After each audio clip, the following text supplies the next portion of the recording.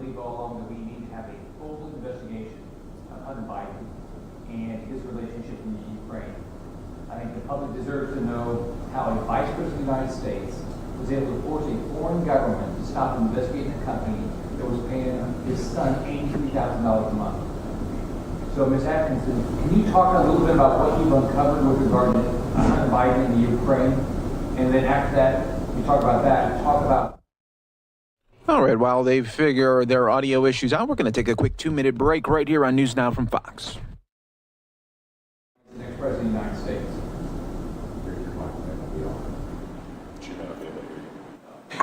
Ms. Attkisson, can you hear me? Now I can. Could you hear me before? Oh, I'm sorry. Okay, I'll just say it again. It wasn't that long. Yeah.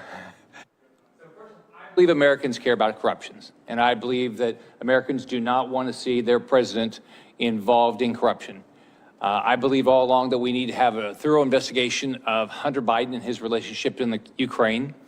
I believe the public needs to know how a Vice President of the United States was able to stop a foreign government from investigating a company that was paying his son $83,000 a month. And I mean, I think this is, I mean, whatever the facts ought to come out. So, Ms. Attkisson, what have you learned about Hunter Biden in the Ukraine? Number one. Number two, why hasn't the mainstream media cared? And assuming that Joe Biden would become the next president of the United States, will they start caring? I have not done as deep a dive into the Hunter Biden question as other journalists who have written really good pieces, including left-leaning publications starting about a year ago this time. We're doing some great investigations, and I think that can be attributed to the fact that at the time there must have been people putting out the narrative, as I say in the news, that did not want Joe Biden to be the nominee or wanted somebody else. So therefore, even among left-leaning political figures and so on, this was debated. But then once Joe Biden became the nominee, it evaporated, at least as a discussion among the liberal press and left-leaning figures, and it became supposedly a conspiracy theory by conservatives at that point, although it was quite well documented and covered previously. I learned that there are, at the very least, some very legitimate questions to ask about conflict of interest and potential conflict of interest. I learned that if you substituted the name Biden and Trump, or Trump's children and Biden's children, I think you would undoubtedly have a very different kind of media coverage than the lack of interest and the advocacy that comes from some of the media that are trying to squelch the story and the discussion of it, aided by social media and powerful interests who don't want it talked about. And do I think it will change under a Biden presidency?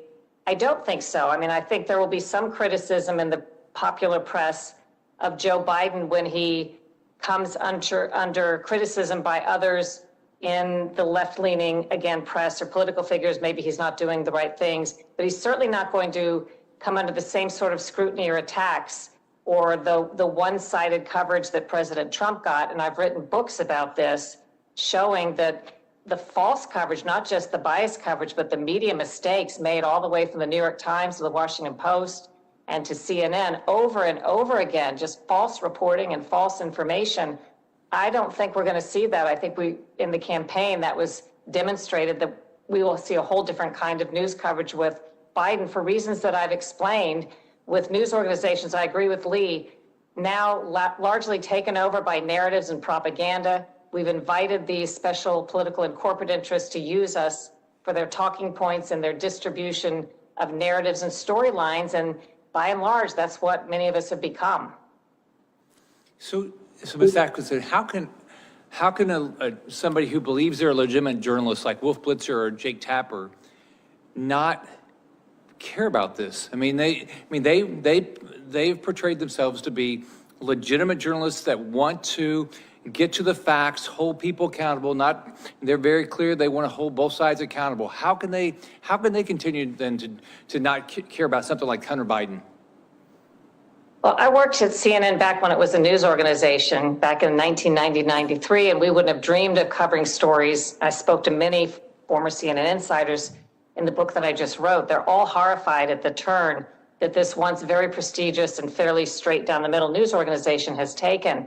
And you have to understand, if you realize that the media landscape has now been successfully co-opted and we've invited them in, I say we've been infiltrated by these interests that want to turn us into these mouthpieces, then you understand that when you do that job, you put forth a narrative, even if it proves not to be true, that you are given promotions and attention, and your views are then amplified by the like-minded media and social media, and it feels like you're doing everything right. Your colleagues are patting you on the back, and it just sort of feeds upon itself. But it's evolved into a situation where it's not journalism as certainly as I knew it, and as I think many Americans, if you've been around long enough, thought of journalism. I think it's all being redefined right now and changed.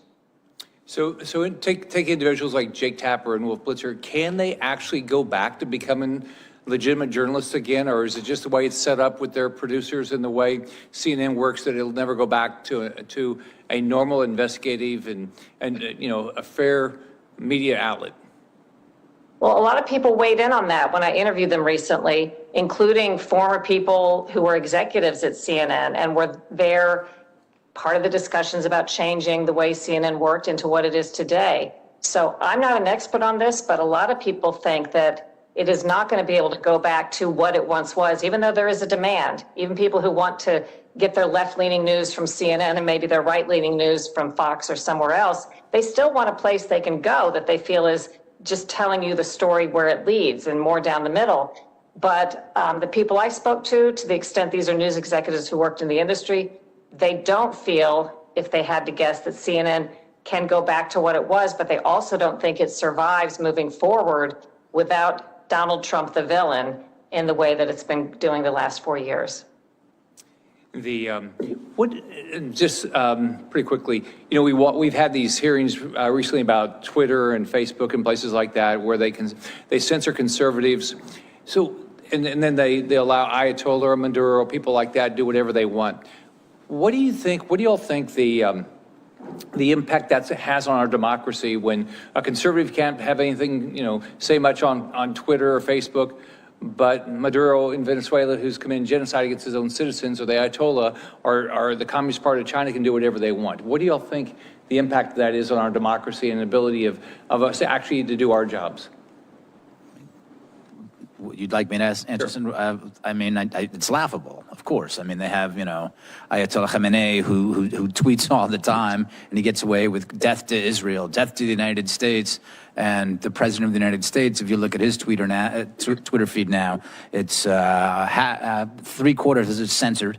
What's not censored is that it's marked with advisories. It's preposterous. People see this. I mean, this is the thing. This is getting through to people outside of Washington, outside of New York, outside of Los Angeles. People see it's a farce. They understand that not just the media. They understand social media. They understand that the game is tilted against them, and people are getting angrier and angrier. Do I care myself personally? I think it's obscene that they let Khamenei and they let the Iranian lunatics, the Islamic Republic, post whatever they want, and American conservatives are thrown off there for something ridiculous. It's laughable, right? But the serious thing is happening in the real world, off of Twitter. Americans are seeing what's happening, which is it's a blessing. That's a great thing. May I say one thing? Sure. I feel like I've looked at this issue quite a bit, and there's danger in the notion that sometimes we say, those of us who don't like the censorship, that social media is the heavy hand that they're now using, we say, why aren't you censoring this because you're censoring that? And I personally think as a journalist, the tack ought to be, don't censor anything except that which is illegal. In other words, don't invite them, don't accept that they have that role. They never had that role before 2016 when they were lobbied by political and corporate interests to do what I call our fake fact checks and to curate our information. They created a market or demand to let us invite that in because we weren't asking for it. And now that it's here, I think we have to be careful not to say, well, gee, if you just censor everybody equally, we'll be happy. I think the whole trend is bad for everybody and that the goal ought to be hands off of our information. Yeah, I agree. That makes sense. By the way, I do too. And so if we modify Section 230 from my standpoint, you retain the liability protection for content that's uploaded, and you limit the liability on their ability to censor, on the moderation.